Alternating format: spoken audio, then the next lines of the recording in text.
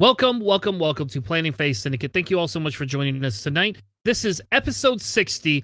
Good people will fight if we lead them. Thank you all for joining us. Tonight, we're going to do a recap of the Lone Star Open, talking a little bit about what was played, what won, what made cut, all that fancy jazz. I don't have the statistics. I apologize, folks. I didn't have time to get all the statistics in order, but I do have the top 8 lists and the winner of the whole tournament, which, by the way, was not fucking Darth Vader Defender again, just so everybody knows. With that being said, we're also going to be kind of covering a little bit about tournament, I don't know how to speak tonight, tournament player etiquette, as well as why Greg, who just joined us tonight, is a Vader sexual. With that being said, why don't we bring everybody into the room? Maybe we'll bring everybody in. We'll bring everybody in. Welcome, JJ.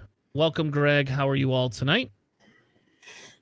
As you can see by my completely messed up shelving unit and everything, I'm dead smacked in the middle of the move right now, trying to break down everything and pack everything up. I yesterday marked a milestone for me. I officially got rid of all my X-Wing 1.0 stuff, and I tossed it out. All my promo stuff, all my old bases that I don't use. Like gone in the trash. It felt a bit sad. Brought back a lot of memories because I've been playing the game since it first launched, and but yeah, it was a bittersweet moment. Awesome, Greg. How was your weekend? I mean, busy but fine. Tired. I haven't slept at all. Gotta do that someday. What game were you playing with Cesaro, by the way? I don't know what it was called. Some flower fucking game. Mm-hmm. Whenever he comes here, he just brings like a box of fucking games. They make me sit there for 7 hours and play them. Well, maybe when we go to Gen Con, I'll do the same thing. I got boxes of games and I ain't flying, so. Man, I didn't go to high school with you. You have significantly less pull over me than boo. So, and for any of you watching, so I have spent the last week in the hospital. My son was officially been diagnosed with Crohn's. We are officially out of the hospital, but I apologize for the lack of streaming this week.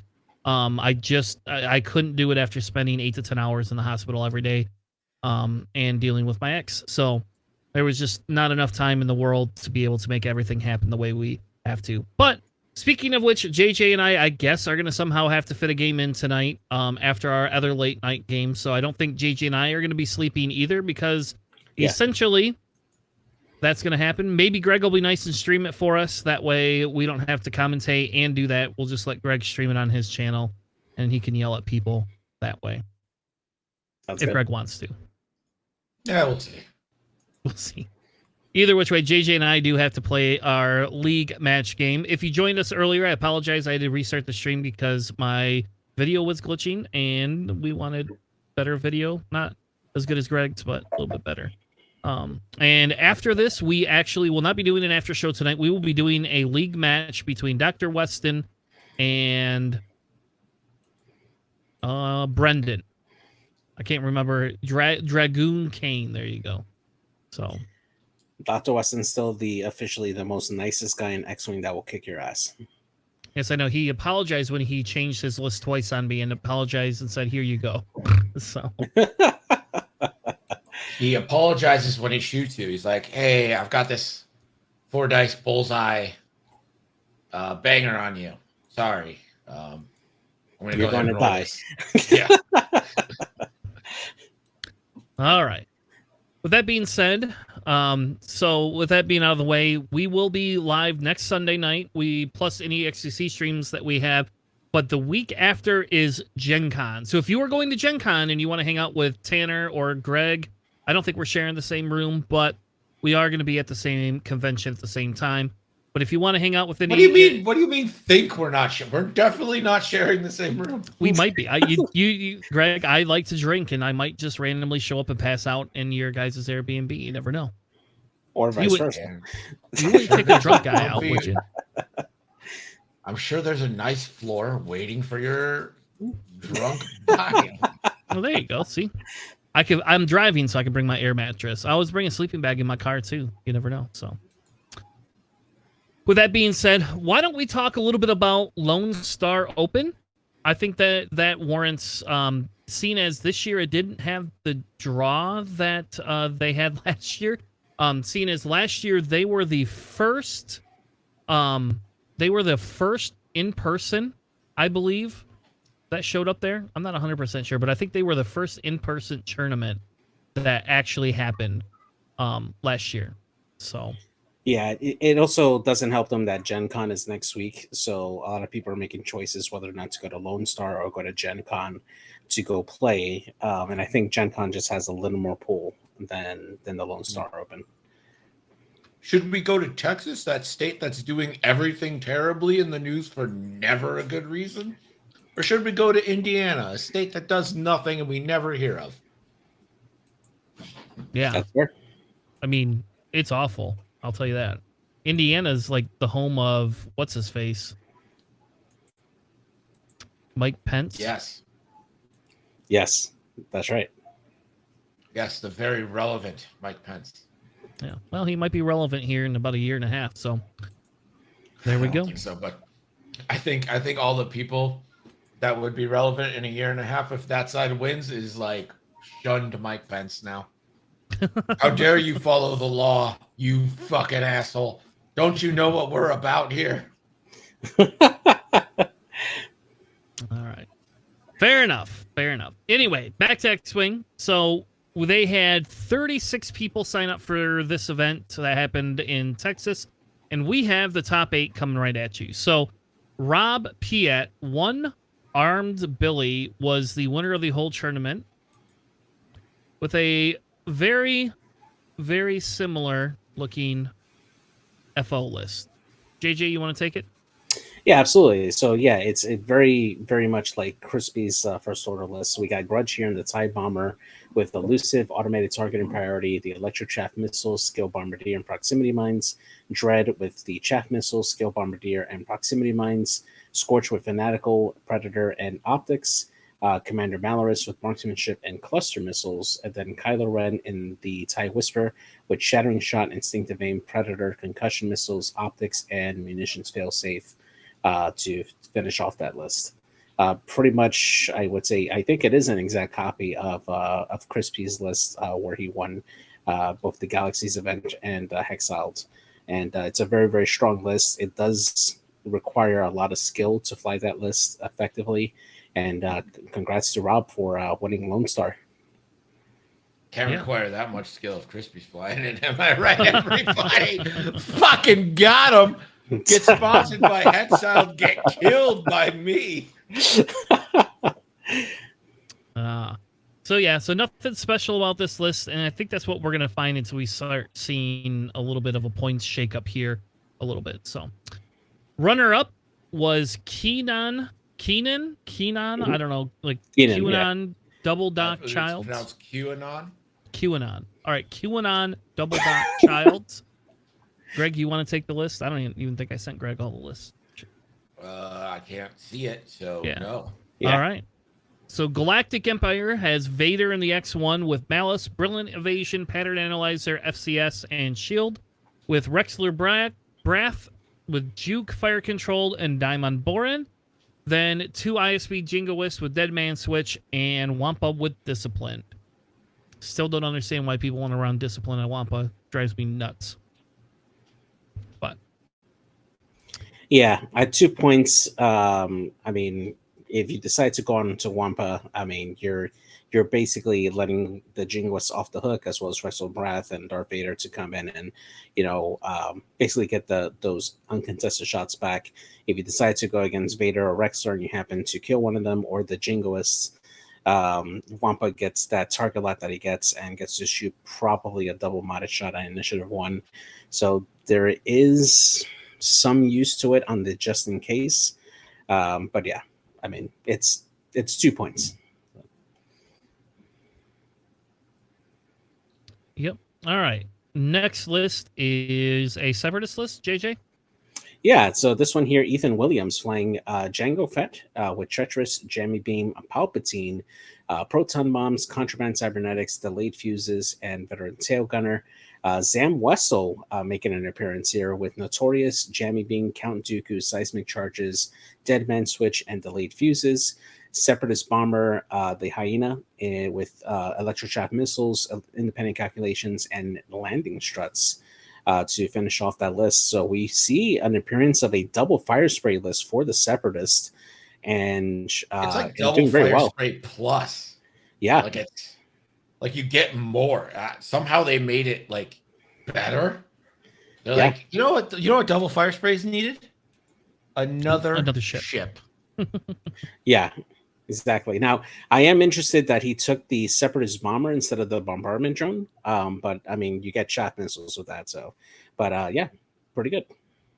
So I have two questions, right? So here we are sitting, and so JJ, we all know your infamous list that you've been running, the not Django, the Eamon, Boba Eamon, yeah, and Kanan, right? How do you think this list fares against it as a doubles fire spray list?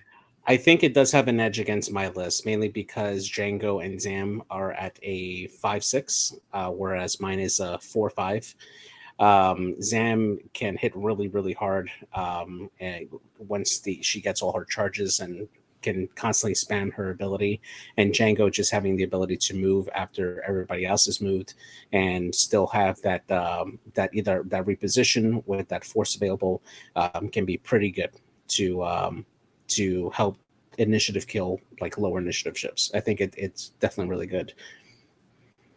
Yeah, and then what would you think if you swapped out Zam and threw Boba in there, right? Because that gives you 2 more points. Boba is the I3, but Boba gives you the ability to add either Grievous or Cad in there. Yeah, that's exactly what my line of thought was, to add in either Grievous, or if you're going to add him in as a crew onto one of these ships, which he basically acts like a whole upgrade, you can put in Cad Bane instead. And I think that's a pretty solid list, 3 aces. Yeah. I just wonder if that does a little bit better, because if they focus on Boba, you're not carrying as much, right? You're there saying, "Oh, okay, Merry Christmas." So yeah, I know Greg loves his double fire spray list, so definitely not cowardly at all. I mean, it's more of a points fortress list, right? If anything, it's not really an ace type list. It's, I mean, for everything but chance, it's basically just stocking up on points and being like, all right, let's go blow for blow. I have this ship that's so good at fucking the game. Yeah. Well, that's why I wonder, when we talk through those things, like, is it better to have, the other stuff than that? So. Yeah, absolutely. All right, next list is Tegan Huntington. So Tegan's running the Galactic Empire. He has Morniki and the Decimator. We're seeing a lot more Morniki now, like making appearances in the Galactic Republic list. But we have her running with Ruthless, the Grand Inquisitor as a crew, which is really interesting. We'll get to that in a second. Novus Technician, Tiber Saxon, Electronic Baffle, and the Dauntless title. Iden Versio in the TIE Fighter with Discipline, Ruthless, and HLC and Targeting Computer. Moff Gideon in the TIE Fighter with Ruthless, False Transponder Codes, Cloaking Device, and Targeting Computer.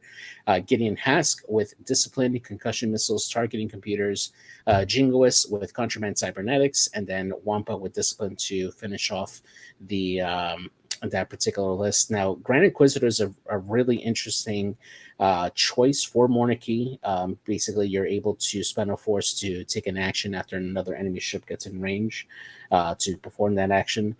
So if you're planning to go a different route to try to kind of go around your opponent, you can either trigger a reinforce if you know you're going to bump, or if you're going to go fly past them, you can rotate your arc by spending that force, and then you'll have your standard actions to either focus or target lock, whatever you need. And Tiber Saxon really boosts that target lock by having you roll additional die, and that's really strong for a Morna. Fair enough. That one's a little bit more unique, correct? We don't see that one all the time. Yeah, Grand Inquisitor is a card that you don't see very much. It's 11 points. And people tend to either go for like the cheaper option or even go for either like with Seven Sister, or they spend a little bit more to get Darth Vader crew. Or if you wanted a really good gunner, you could go with Fifth Brother, which is really good on the Decimator, and you have all those different options. So seeing Grand Inquisitor make a top cut list, that's pretty awesome. Cool. Next list is Boba, Kanan, and Fen, but Kanan only has proton bombs and Protectorate Gleb for coordinations rather than all the extra force to stop them. Fen has a shield upgrade, ironically enough. Fearless and Predator. Boba with Ahsoka, Proxies, Ablated Plating, Fearless, and Marauder. Yeah, Ahsoka definitely being chosen here just because she's cheaper. I definitely like ablative plating here on Boba because that allows you to, if you're going over an obstacle, you can at least ignore the damage for that. You can just run right through. That is a pretty nice combo there for Boba, just opening up the dial a little bit. Kane and Jarrus, though, not having the extra force, that's something that I wasn't expecting to see. Protector of Gleb being able to give that early action to either Fen or Boba is really nice at Initiative 3, and then just having bombs behind it just in case they decide to chase Kanan. That's a pretty solid list there. Next one is Luke with Vader, Morniki, Jingoist, and Wampa. I don't think we need to go over that again. Then we have Jackson McCall with Rey, Poe, BB-8, and Finn Resistance, which is crazy, right? We have 2 Resistance pods in this list. Yeah, I'm definitely interested to see. Hits. Yeah, Finn does hit. Yeah, I want to see. They say in the business, Finn fucks. Yeah, absolutely. I was definitely I would be interested to see this on stream to see how they play this particular list. I mean, I would assume that BB-8 is your objective getter, but I'm definitely like really interested to see like what is your targeting priority here when you're going against this list, right? Well, it's not Finn. We learned that when we streamed the match with Finn. You don't go after Finn. Just let him do Finn things and move on. It's like Kylo. Finn is like a mini Kylo for 3 points. He don't hit as hard, but he don't die. Absolutely. Yeah, and I think it's interesting, right? Because you're taking Finn off of Rey. So do you think that harms Rey? Or does it just allow you to open up to add like agile? Essentially, you're putting agile gunner and shattering shot or trick shot on there. Yeah, it allows you to fly Rey a little more of a kite type like YT-24 or YT-1300. You're not getting the best advantage out of her ability, but you're getting trick shot, which allows you to roll that extra die if you're trying to be a little more evasive with Rey. And then whatever you roll with a blank, you just use Rose Tico, get that target lock, and mod the rest of your shots. And then of course you have the force to spend that, so you're playing a little more cagey with the Rey, and still have those mods. It's not hitting as hard, but I think it's a little more consistent in its attacks. Makes sense. All right, and the last list that we have. Genghis John, or known as John Henderson in real life. He's running the Rebels here. We have him with Dutch Vander, with Tirfan Belly Run, Dorso Plasma, and R3. Fen Round the Shuttle with Swarm Tactics, R4, and Novus Technician as a crew here. Wedge Antilles with Predator, Proton, Trick Shot, and then Luke with Brilliant Evasion, Trick Shot, Proton Torpedoes, and R3 Ammunitions Failsafe. Pretty standard Rebel Alpha list with just a few little like differences in some of the upgrades, but it's something the same archetype that we've been seeing from the Rebels for the Alpha Strike.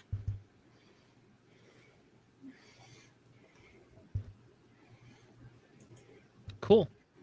Any thoughts, Greg, JJ? Any thoughts overall? What about any of these lists? Most of them seem pretty generic-ish. Yeah, I mean, this has been a complaint of mine for a minute now. It's getting real uncreative out here, folks. We're not seeing the top ships are the top ships. The top list archetypes are the top list archetypes. And we're not seeing a lot of variation on it. Um, honestly, like this crispy list that's won so many tournaments, it's not like spam text level, but like, is there all that much difference between the spam text event and what we're seeing now with that first order list? We see a ton of them. There's a little variety in them, but it's the same, like, it's like chocolate chip cookies from two different places, you know? It's the same thing, but a little different. So it's not quite the spam text level where it was like everyone flying it, but there's enough where it's like, okay, this list is good. People are gonna, it's a copycat league, you know? Yeah, and that's that's the what we're living in, right? It's just meta-wing. People are looking to see what's winning, and then they copy it and maybe add one or two different upgrades, if anything, and then just take it. Yeah, into they might flavor it differently, add a little different spices, but it's the same thing. And like I'm not like, if you did this, I'm not criticizing you for doing it. I'm saying for me, this isn't, I don't get hyped seeing that first order list win because I know it's good. I get hyped when someone comes in and is like, hey, I figured out a way to make Lorik a champion. You know what I mean? Yeah. Now, the other thing that I'm kind of surprised is like, just where the hell is the Republic? Like a Republic, I understand that they lost their slots and stuff that made them really, really, really good. But I still think that there's still pretty good options out there for the Republic to do, particularly the Z95s. I think that they have a really good The shot Republic of being good, Z95s are fun. I'm just surprised there are not Yeah. more of them because they're fun. Yeah, Like, exactly. I don't know how good they are. I think Stub is really good. I don't think Killer is all that great, but like Slider is really fun. Like, I don't know. I think there's good value in Republic, and I think Yeah. it's kind of only a matter of time until someone finds that Republic.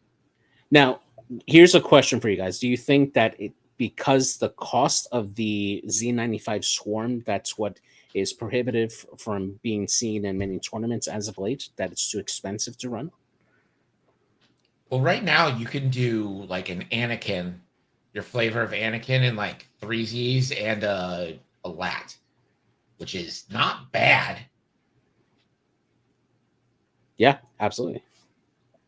Yeah, see, I don't know. So this was number 9 list right here, which was Ada Anakin, OB Delta, and OB CLT, sorry, and then Delta, Aether Sprite, Barris, and Oddball.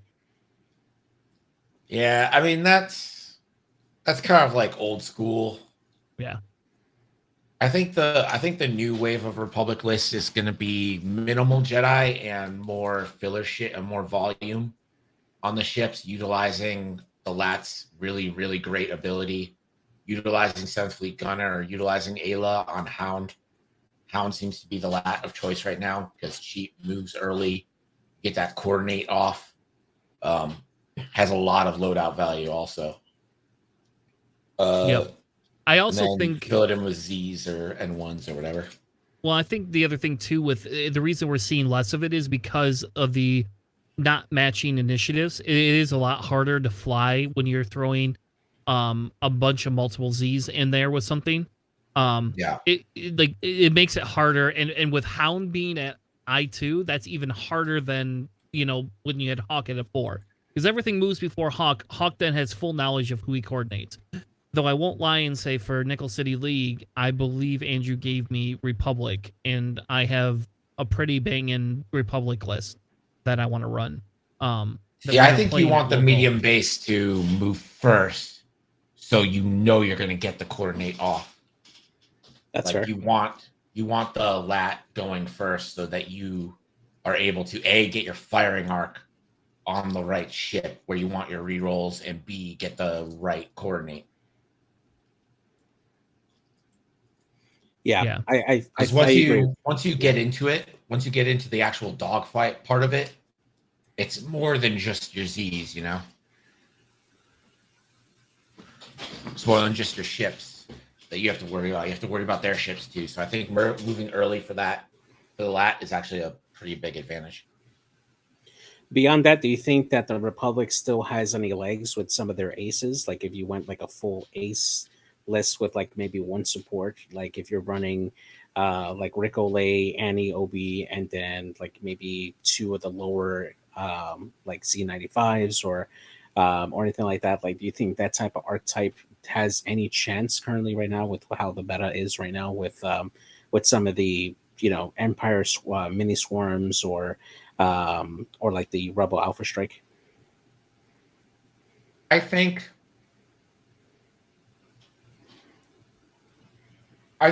it's probably doable for them, but also the Jedi strength is kind of neutered in objectives. Like, I mean, a salvage mission, if you're flying Jedi in a salvage mission and only Jedi, just hang it up. Like the whole boost barrel roll, the whole strength of your chassis gone. Both the Eta and the 7B. There's no point to you even flying a Jedi. And they're just so expensive. Like, you can get, not only are they expensive, but it's like a fucking annoying thing. Like, you can get Anakin, Obi, in Delta 7Bs and Rick Oli, but you're donating a point at the start. So that's like 19 points to get 3 of them. And I'm sure you could play with this a little bit and, maybe make Obi Mace if you want him in 7Bs for actually having some punch, or you can utilize the 8s or whatnot and make it work. But they've crafted the points, and I don't even know if it I don't know if it was on purpose or not, because I can't tell their intentions ever. Yeah, I kind of, and just to address Tekuman in the chat, he says if AMG wanted us to fly AMG would sorry, if AMG wanted us to fly expensive, highly fragile, maneuverable ships with force, they wouldn't have made scenarios where your location can be predicted.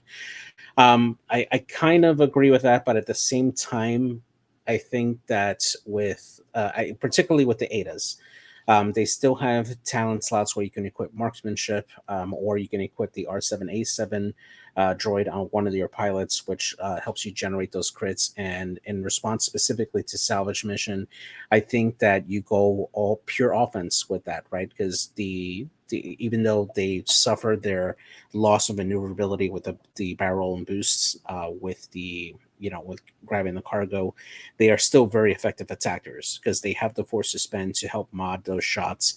And if you're able to outmaneuver your opponent who's carrying a cargo or wasted a action to carry a cargo, those are unmodded shots they could take onto those ships.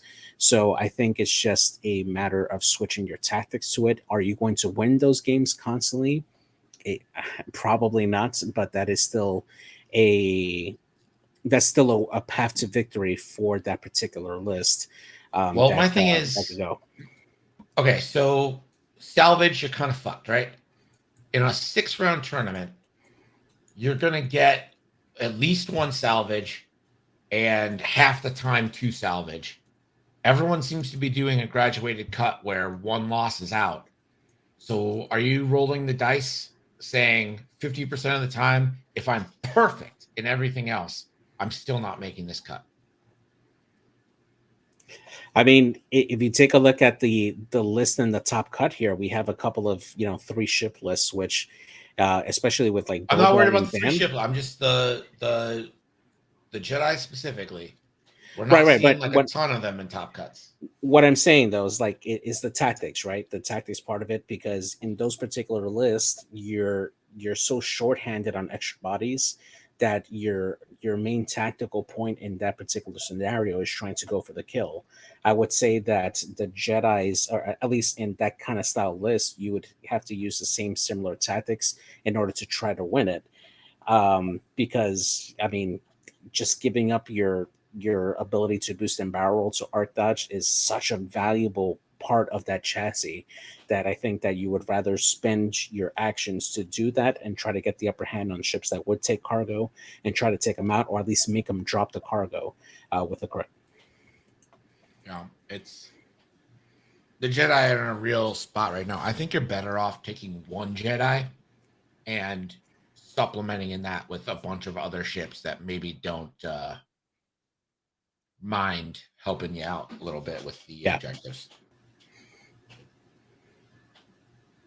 Obi-Wan PDX, thank you for the follow. I'll do it if they won't.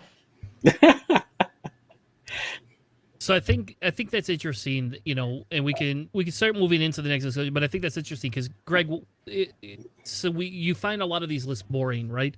So the question I have then is, and we have to talk on two different levels. One level, we have to say, is it always boring because people just aren't creative enough to find the alternative stuff to play, right? And two, what would it take to get it not boring again, I guess, is the way I would see it. I don't think it's non-creative. I think they just want to win, and they know that these lists win. Instead of like devoting time to find a different list that wins, they have this thing, and they're like, it's decently fun for me to fly, and I get to boost and bomb and do all this shit, and like, okay. What would it take? I mean, do you want the real answer, or do you want the AMG approved answer? No, you give us the real answer. If we don't like it, we have a conversation about it. I mean, everything's open on the table. The real answer is it would take more granularity between pricing and ships. 20 is not enough to distinguish a difference between the ships enough to create a diversity of a meta. It just isn't.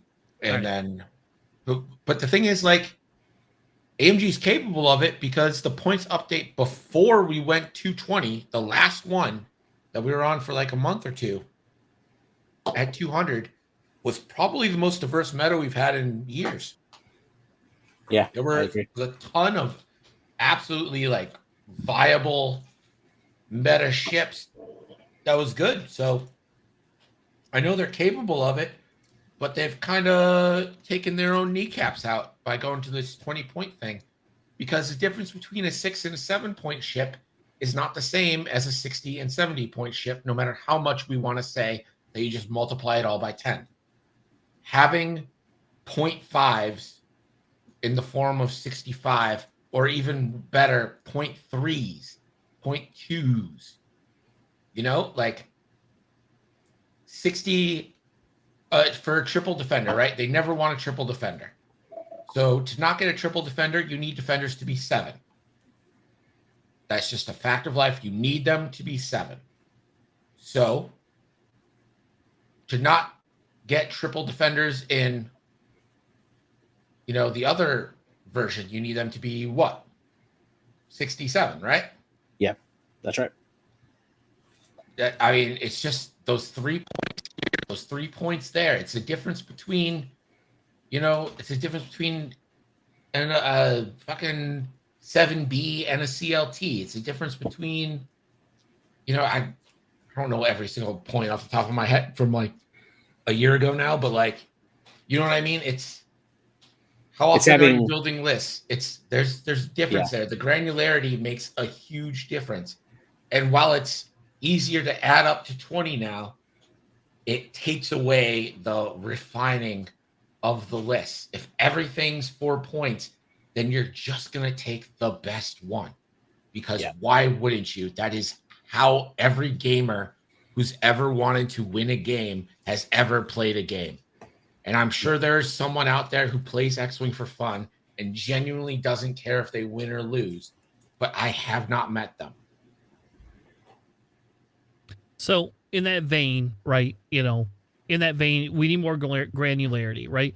And so there's a couple of ways that can be accomplished. And not that AMG ever listens listens to our stream, at least. But I think the discussion point here, and this is where I'm on the fence of saying I'm very open for changes, but I don't want to go back to just dogfighting. And I know that's probably like a curse word amongst a lot of people, but to me, the scenario is... I don't think it'll ever go back to non-objectives. I mean, just on like a pride level, I know I wouldn't fucking be like, oops, I was wrong. Guess we're just going to revert the game. I think that's tactically a mistake. So I don't think you have to worry about that at all. But personally for me, I enjoy the scenario piece of it. And I'm hoping we get more scenario styles to play so that we don't just have a repertoire of 5. You know, because even now, or 4, it's even now becoming a little bit more stale, even in that. Like, we go to locals and I just say, they go, what scenario do you want to run? I don't care. Just pick one. I really don't care. When they first came out, it was kind of neat because it was like, oh, I haven't played this one. Like, we didn't play Chance Engagement for, I don't know, like 3 months. And now we're back to playing somewhat of the Chance Engagement, because now it's like, we played everything else. I don't care. But I don't want to go back to just dogfighting. And I know a lot of people like that, and that's fine. And I say that because when we talk about people are building a 2.0 community, and that's great. Everybody should be able to play the game in any way they want. I have no, qualm with that. But my big thing is if we're in this direction and we need more granularity in the 20 points, how do you do that with still keeping in that same vein? Do we allow for half points, or are we better to say these ships are going to be like up to 50 points and we score differently for it? Like, do we just tweak how we score scenarios and how we score ship points? I think anything you do adds complexity that they don't want. I think they just don't care. I don't mean that in like they don't care about the game or anything. I mean, like, they have like said that they care more about having it be the 20 points than they do having the granularity. Like, they said when they unveiled it that it's plenty of granularity. They've already said that. So like, they feel that it's maybe not perfect, but this is what they wanted. This is their goal. I think it's flawed.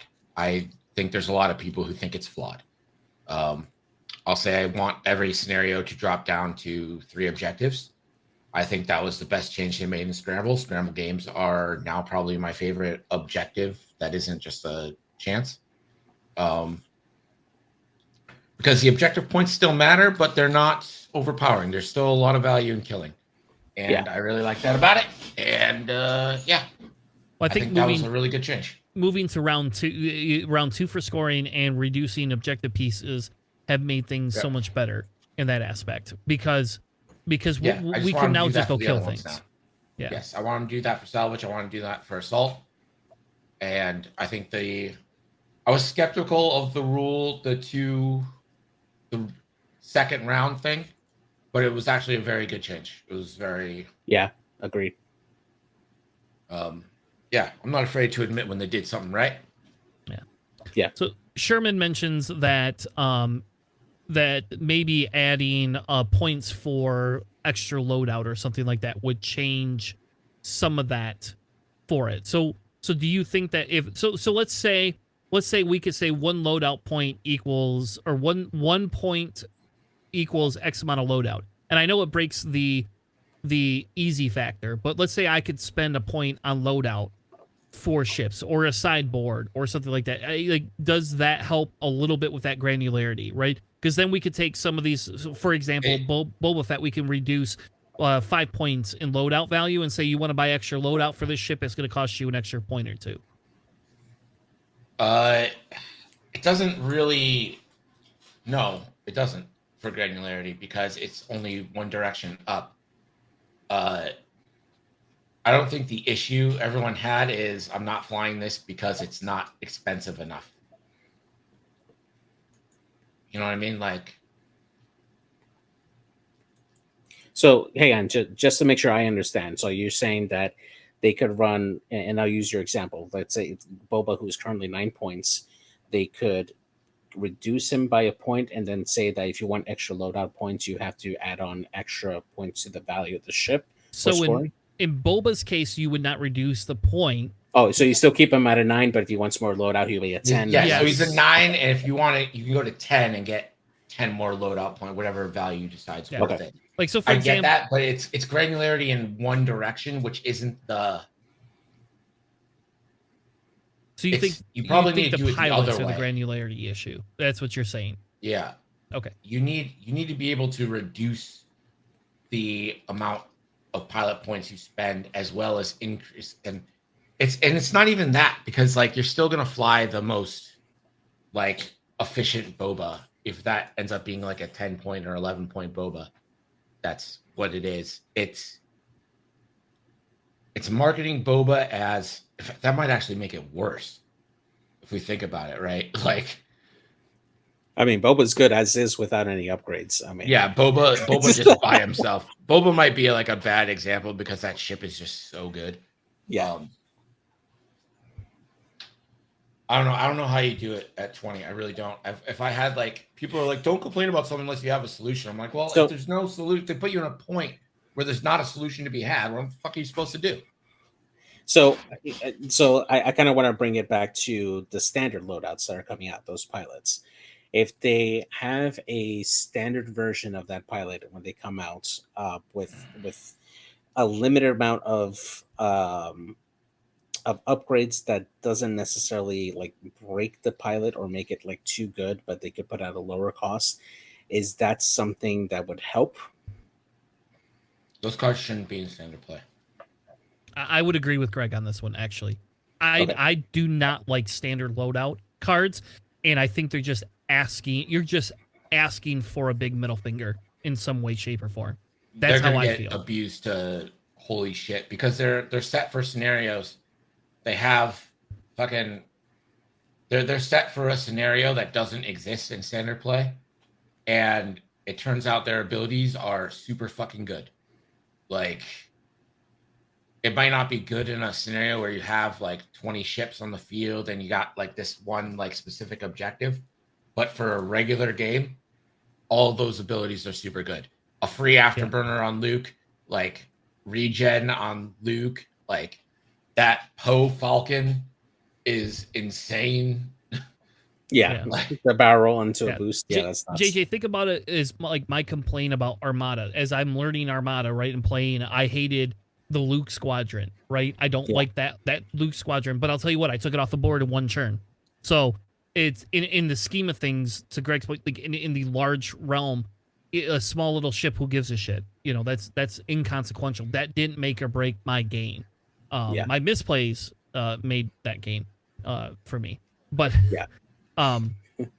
you know, but like, I would not want Luke to come down another point. I don't want Luke to have all these fancy loadout things. I don't want Vader to all of a sudden somebody's like, here, now I have 2 X1s that I can run, or a defender. If they put those in standard loadout, they need to be costed like higher. Like what is Luke now? 7? Yeah. Yeah. Now Luke should be a 9. Like, they need to be like, if you want to fly this, you're paying for it. You are absolutely paying for it. You're talking about the standardized version or the regular? Yeah. Standardized. The loadout, the ones, the quick build. Yeah, that's what it is. It's a quick build without saying quick build. But yeah, it's a quick build with new cards that are all fucking great. Like, yeah, agreed. All right, so we want to spend a few minutes, kind of transition a little bit. I think there has been a little bit of some upset inside of the XCC realm, and we thought it might be a good opportunity to talk about sportsmanship and kind of what you see when you go to a tournament, as well as what's good etiquette. And Greg, hold on one second. I'm listening, but I'm going to go grab a drink. So just say what you need to say. I'll be fast. Go. All right. So Greg so eloquently pointed out I don't know what etiquette is, though I didn't throw any ships or any cards at my opponent. And I'll tell a little story here to kind of kick this off, right? And this kind of brings us back to that XTC scenario. And I don't want to name names. We're not going to get into the name piece of it. Also, let us know if the stream is less choppy. If not, I might stop and restart on a different side. But I went to a tournament right before COVID hit for Destiny, and I had a guy sit across from me, and he didn't understand how my list worked, and he didn't like it. And then when he found out that I basically just initiative killed his most powerful card on the table, he literally threw. He didn't like it. He didn't like my list because I played a burn list. I played like what you would consider. It wasn't Nantek's strength because I obviously didn't win the tournament. It was not Nantek's strength list, but it was a list that people hated because I rotate a card and do a damage. And there's a card that if you get on the table, called Target. It was Target Acquired. If you put that on one of their persons, instead of the damage going to whoever they chose, the damage would literally go to that one target. So if you had, let's say, Pelp on the table, all I had to do was slap that card down on you, and I had Ewoks, and I had 7 Ewoks. I would rotate them all, you would take 7 damage on that character. You couldn't block it, couldn't do anything because I'm not rolling dice. You couldn't remove cards. You couldn't do anything. It was a burn. Again, Magic the Gathering, it was considered a burn deck list. And I had a guy literally throw a card at me and basically say, fuck you, like in the middle of the tournament. And I was like, I'm sorry, I'm here to win because I've never like won a Destiny tournament. I'm just excited that like I'm like, you were the last, person I need before I could get into cut, even though that was on a graduated scale. So I miscalculated, thought it was like an X and 1 type scale. Oh, no. It was not. It was on a graduated scale. So I got lucky that I had high enough kill count to get in. But still, that's poor sportsmanship, right? Like I get being upset. Like I get it. I've been there. I mean, there's a guy at Crossroads that played this year, and he was literally telling one of the guys from my local about how lucky that he is that this guy's living every turn. And it was like, dude, this is we don't need to hear. We don't. I'm glad you don't. It's like looking at Kylo. Yeah, I bet Velvet Boot is pissed as fuck that Kylo didn't die. Should Kylo have died? Yes, but it didn't happen. It's just a game. We don't have millions of dollars writing on this shit, folks. Maybe you don't. Yeah. If you do, you should share with me because I'm a poor motherfucker and need a new computer, and I would love to figure out how to win some money on X-Wing. Maybe we have side bets. Can we do that? Yeah. Can we do side bet? Can we do that at Gen Con? Is that legal? I mean, I don't see why not. I mean, as long as it doesn't happen within the state of Indiana. It's going to happen in Indiana. That's where we're going to be doing the bets, JJ. No, I mean, you make a online bet somewhere. I mean, I'm sure there are places where you could do that. Yeah, I'm sure. Yeah. So, JJ, you were kind of the one that brought this to my attention. I honestly didn't know there was anything going on in XCC. Do you want to give a high-level situation? You don't have to include any names or anything. And then just kind of talk about what was the reason you wanted to bring this up? Yeah, so the situation happened was that there was and I want to preface this that, XTC is a team championship that's played with, I want to say 26 teams around the world where they have players that represent, a particular country to play it. And it's supposed to be a high level event where we have players that are experienced or at least have the experience of playing the game. To go out and play lists, and it's a tournament style environment, right? It's not like a casual event. It gets very, very competitive as this is, I believe, year number 4 or 5 that we've had so far at this particular event. There are rivalries between different countries and stuff, and things happen, tensions flare as in any type of competitive style event. The incident in question that we're talking about were between 2 teams that had a match that was already completed. One of the team players from one of the teams realized that they miscounted points that ended up going into their favor. And then it was requested to replay the game, which was allowed by the judging staff by XTC. During that game that happened to be streamed, there was quite a lot of moments where it was very jarring. It didn't seem like the players were quite familiar with their list, so there was a lot of backtracking because there was a lot of triggers that had to happen that didn't happen, and it basically played like a very jarring game. After the event happened, there was quite a bit of commentary that was being directed towards one of the players. There were some accusations that the event not playing out fairly because the players shouldn't have had the match in the first place. And unfortunately, there were a couple of things said about some of the players there that probably shouldn't have been said. But ultimately, what boils down is that some people let the competition get the better of them and said things about certain players that wasn't the best thing, and ultimately it led to a bad experience all around for both teams and both parties.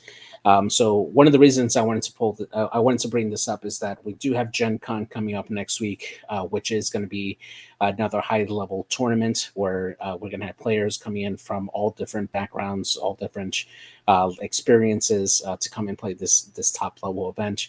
And we just kind of wanted to shed the light on what is etiquette, right? What is expected of a player who's going to attend these level of tournaments, and how to make sure that at the end of the day you still have a great time, whether you whether you win or lose that particular type of event. You never want to end up in a situation where both parties leave feeling bad because of the outcome of a game, or at least try not to lead to that and go forward.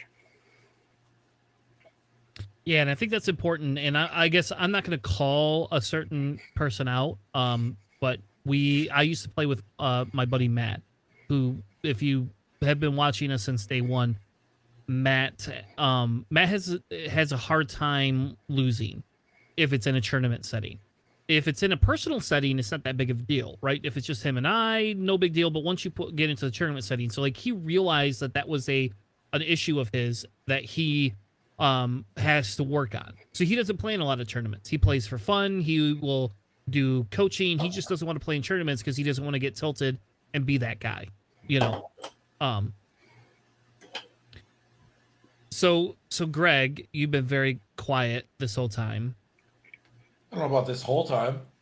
Says JJ Sarah talking. So what's your Yeah, sorry, I didn't want to fucking interrupt him. My fault. Oh my Yeah, go ahead, man. I don't know. I'd be mad if you lose at a game everyone's trying to fucking win. Like, lame. It's all. Yeah. It's like I'm 38 and Tanner, I know you're older than me. JJ, you're he's a baby. Slightly younger. 47.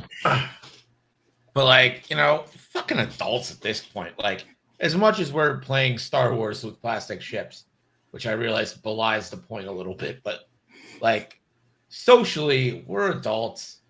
Like, if you can't handle losing, don't fucking play. Like, I don't want to hear it. I don't want to feel bad for winning. Like, don't make me upset because I played well. Just like get over it. Like, are you fucking here to like cry? Or do you want to fucking hang out with a bunch of people in the Star Wars thing and maybe come to a party at an Airbnb later? Do you know who's not getting invited to an Airbnb party? Some motherfucker who's complaining about losing. In not like a not funny way. If you're like, oh, all I do is lose, I'm like, yeah, hilarious. Great. Me too. Come on down. But like, motherfucker, if you're like, oh, blah, blah, blah, trying to talk shit and make people feel bad. That XCC thing is hilarious. Yeah. I still don't understand why they threw the game. I don't get it. Like, it makes no sense to me. But, hilarity really undermines the whole sanctity of the event. Exactly. Yeah, I agree with you. I absolutely agree with you. Really did no one any favors there, but so if he had won, if the results had been reversed, what would have the outcome had even been? Like, what would have that changed? I'm confused why they replayed it, I guess. They're called legitimacy, right? Because essentially one of the reasons why the game was allowed to be replayed was that because that knowledge was not available to the players, although I highly dispute that it wasn't a properly executed match, and because of that, it legitimizes the results of that particular game. I again don't agree with that particular judgment for it, but at the same time, it was something that was reviewed by the judging staff from XTC, and they did allow the game to be replayed. That was their summary judgment. Can't really say anything else beyond that at that point for that. But at the same time, I can say something. Yeah, that was stupid. They should not have allowed that because no other sport would allow that. No other sport replays games even when they get calls tragically wrong. Yeah, and you know why? Because you end up in situations like XTC ended up in. Yeah, and at some point, a little, like, maybe this is harsh. Your captain should be watching the game, should be looking at the points going, that's wrong. You should be looking at the game being like, can we just take a second and review our points? I think we might have an error here. You have to be responsible for your game as well. Um, yeah, Yeah, and I ultimately, don't mean to be so harsh when I say things are like stupid. I'm not calling them stupid. I'm yeah, just saying the decision leads to situations that are yeah, now infinitely worse than one game that was counted wrong. Well, I think and that's why they don't do that in professional sports, right?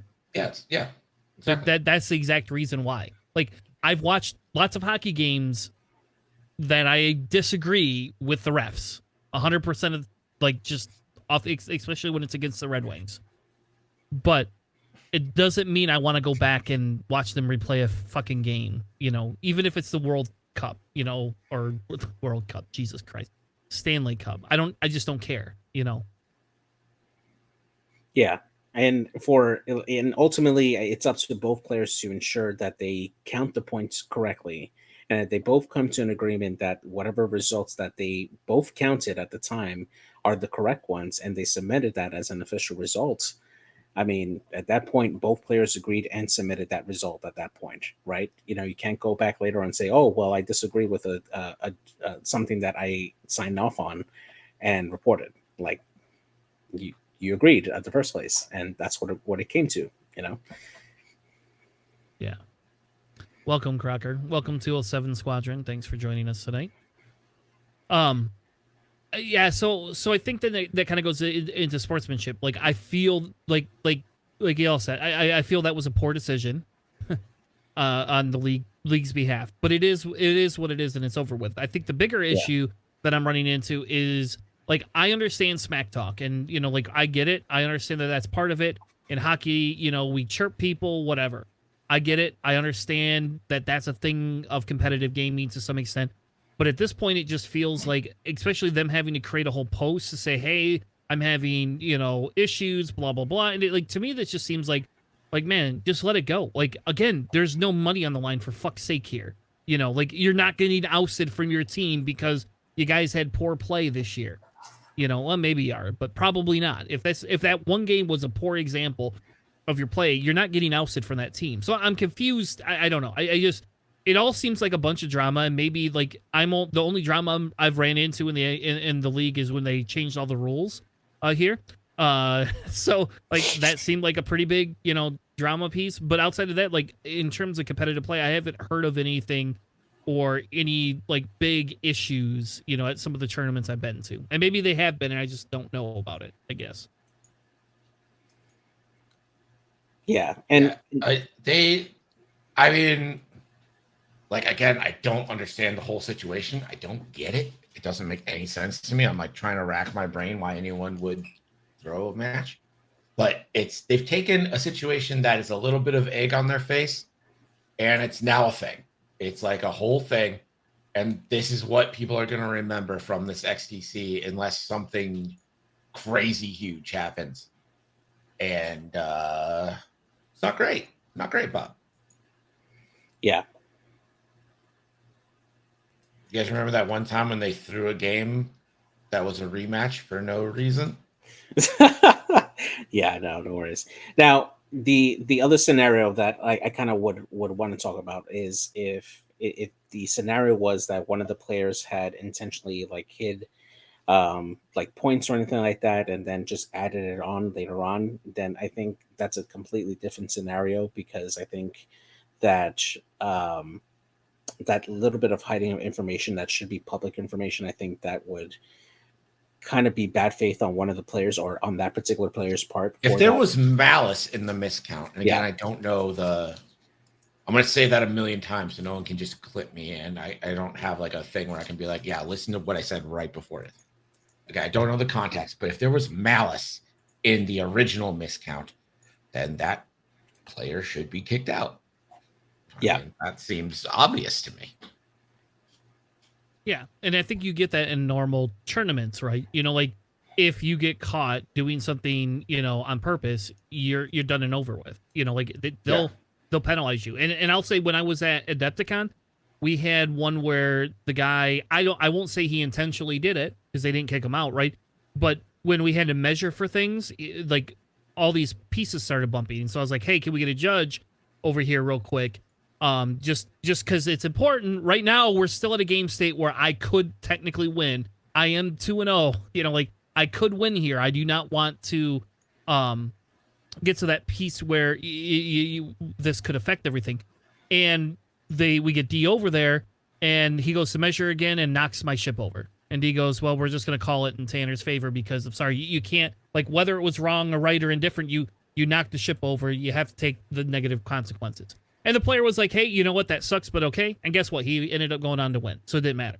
It was inconsequential at that point. I still fucked up enough that I didn't win that game. Yeah. You know.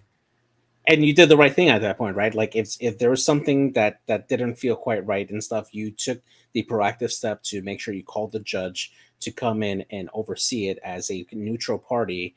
And the other person, unfortunately, did that bumping of that ship that really messed it up. And he called it correctly at that point, right? There was a judge present, witnessed that particular event, and you guys proceeded as normal. And at the end, I'm pretty sure there was no bad blood at the end, correct?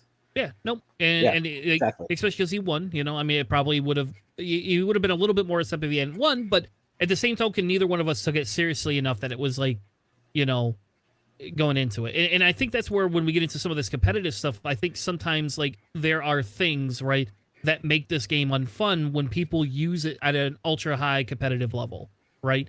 And I think that would, if he would have held that against me, or I would have been holding that over him, like, hey, hold on, we're gonna get a judge because you keep bumping. Like we didn't get a judge again, you know, for that reason, you know. So there was no reason to, you know, like hold it over him. And I think that's the big thing is if there's malice and they purposely did it, and it's like, okay, well, did you do it on purpose? Yeah, okay, well, then there has to be consequences. And I would say the same thing.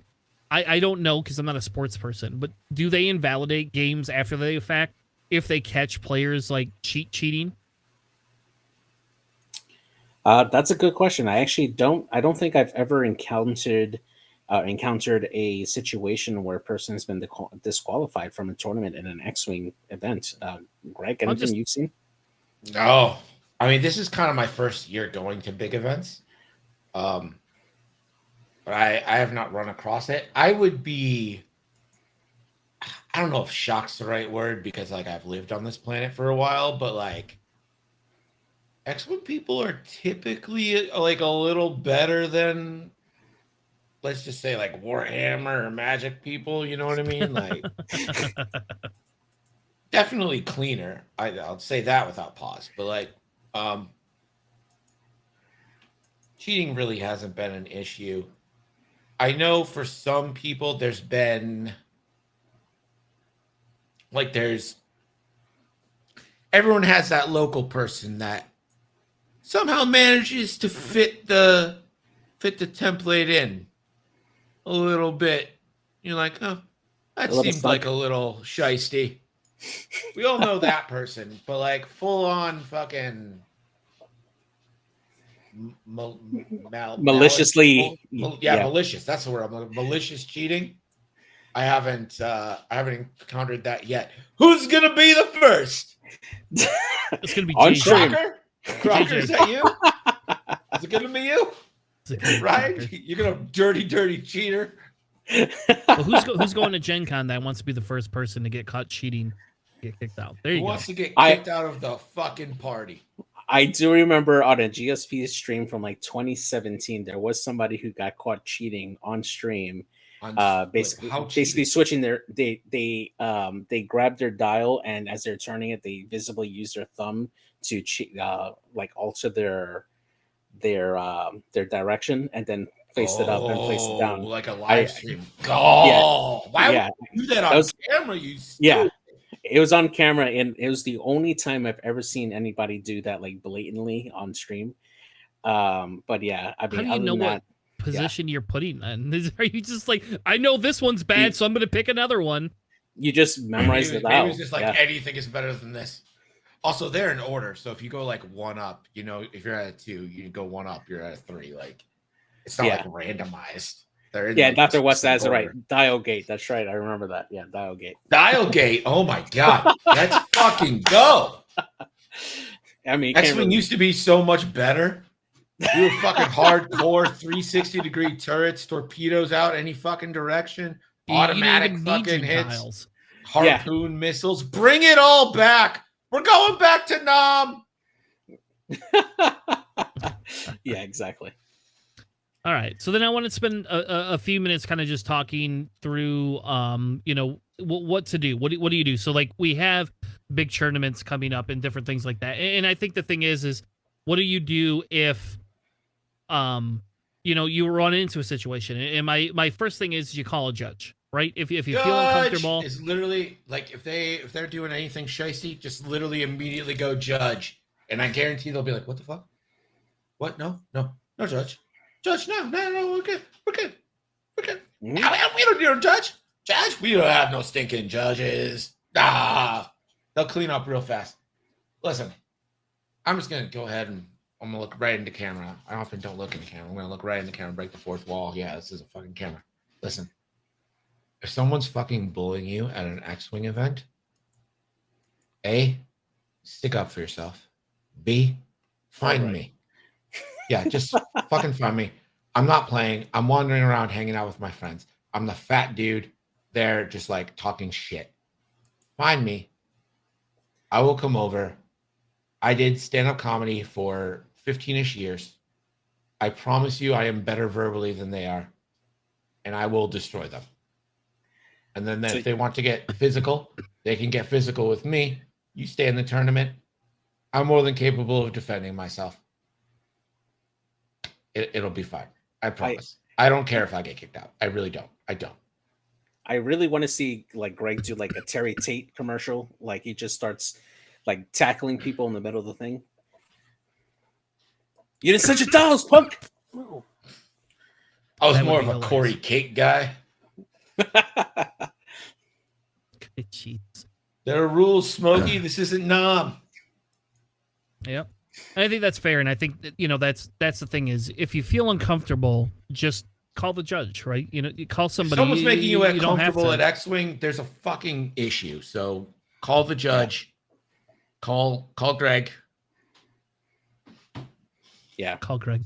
All right, so I need an app now that I can just hit call Greg on, and Greg will immediately. It'll be like a genie in the bottle. That's what I need. I need a genie one. I think it's called a phone, Tanner. I know.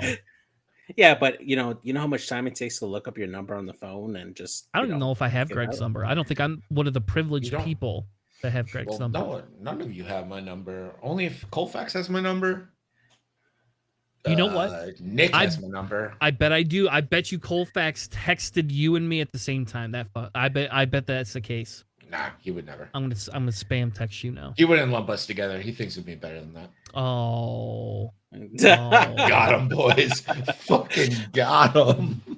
That's now, okay. Ultimately, the other thing is, as a player, you want to make sure that you want to make that when you're playing your game in a tournament, in a high level tournament level, you want to go in there as much as possible, like knowing your list, knowing your triggers, making sure that when something happens in the game, you don't get tilted because you forgot a trigger. Yes, does it happen all the time? Yeah, absolutely. There's going to be times where you forget a trigger at a critical time that can help you turn the game. But just taking the time to look at your cards, make sure that you're calling each system phase, each planning phase, each end phase to make sure that you're looking at your cards, taking a look at it, making sure that you're going to the progressions for your list. One of the things that is an unfortunate side effect of 2.5 is that every ship now has so much loadout points for so many upgrades that it is easy to miss your triggers for your ships, especially if you're not quite familiar for them. But absolutely take the time to do that. If your opponent is rushing you, hey, like Greg said, call the judge, make sure that they're there to witness what's going on, making sure that you're taking the time to read your cards because you are allowed time to do that. It's not we're not playing gotcha X-Wing where they're going to speed through like the planning phase and system phase and make sure that you miss triggering your bombs or reposition. And then they say, oh, well, we're past that. We can't do that anymore. You gotta stand up. You gotta make sure that you're calling it out specifically, look at your cards and make sure that you're playing a clean game for yourself. So that way nobody can take advantage of that particular situation. Yeah. Nope, yeah. I agree with you. There's nothing wrong with you taking a second and being like, whoa, what just happened? Like, yeah. Now if you're doing that every time, like maybe know the game a little bit. Yep. And I will say, I will say the one thing that always drives me nuts is when players try to rush other players. Like, I get we all are on a time frame. I had that happen at Adepticon a couple of times where people were like, let's move a lot faster. Let's move, like, and it's like, yeah, I get you play a little bit faster, but I think I should be able to play slower. And I understand there was a little bit back at Gen Con. It really, that is like so contextual though. Like, before I could be like, who's right, who's wrong there. Like, at the beginning of a game, I think you're allowed to be a little bit slower. If you're up by like 3 and there's maybe 2 turns left and not a lot of time and you're being real slow about it, maybe that's a little dangerous. Yeah, it sure, depends. but not turn 1 though. On turn 1 or turn 2, you shouldn't be forced to have that happen. And I think the big thing, Greg, like to go back to that really is like, okay, if we have different phases and somebody announces the next phase, hey, do you have anything? And they say no and move on and go back, that's different. But if you just skip the phase and just say, oh, I'm the last ship that moves and I'm going into combat right now, right? Or I'm going to, I'm going to choose to do my triggers first, even if they're not supposed to do them first. Because I think, I mean, there should be like verbal declaration of what phase you're in. Yeah, absolutely. Like, and I had that happen to me at Adepticon. And in fairness, I had ran that list. I had ran for about 3 weeks, and there was definite triggers I was missing, and I felt nervous because it was my first like larger set tournament. So I went a little bit slower. I don't think my rounds went past 5 rounds. That whole thing, that whole game, and I was not running droids. Who knew? Should have ran droids. I would have felt better. Well, that was also when the average length of a game was probably only 5 rounds too. Yeah, that is true. I think there's a clear difference between wasting time and just like being thorough about your shit. Yep. And even if you want to move fast, you still have to be like engagement phase. You have initiative. What's your anything? Nothing. Okay. Me. Shooting. That took what? 6 seconds? Yeah. Not even. Exactly. Yep. And I had that, like I said, again, the bigger thing was Adepticon is because I had bombs on one of my ships. And that was the one thing. When I had the wolf trigger, and somebody was like, oh, well, you want to now give a free target lock. Oh. And it's like, well, does it really affect the game that much? Well, then you could be double modded. And then they just jammed the damn thing off anyway. So then it didn't matter. They just flew their Kylo in and jammed it. So what did it matter? Yeah, but also there's oh god, what was I gonna say? I had it while I put on my glasses and I got dumber somehow.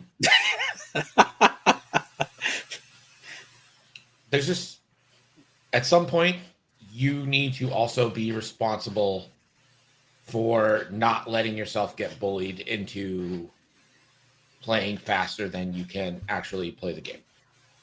Like, and this is an age thing to me. We're adults. You can't let yourself get, if an adult is sitting there trying to bully you into playing faster, it is perfectly acceptable to be like, excuse me, I am playing at the speed I play. I'm not wasting time. I'm not doing anything illegal. You're free to call a judge if you feel like I am doing something malicious, and the judge can decide. But you're not gonna bully me into missing triggers because you want to play at some speed that is foreign to me. Yep. But I think that's a big thing. So, all right. Well, let's go ahead. We're gonna wrap this up. And I think that's enough for this week. Next week, we don't have a specific episode planned out. We will probably we are going to go through the scenarios again, kind of like what we did before. But I'm going to hold off until after Adepticon or Gen Con. We're not going to start next week and get halfway through the scenarios. I am a little concerned we're going to get through those and then they're going to change the scenarios up again in October when they release the new content. But we'll see. So I guess it doesn't matter. So we will be going over best strategies, types of lists, different things like that after Gen Con. That will be what we'll have a Gen Con recap show, and then we'll be going over all of those different lists and kind of creating like a quick tips tutorial for each of the different whatchamacallit, each of the different scenarios. And hopefully maybe we'll get some new scenarios soon. Would be nice. So, yep, have a good night. We'll be back in a minute.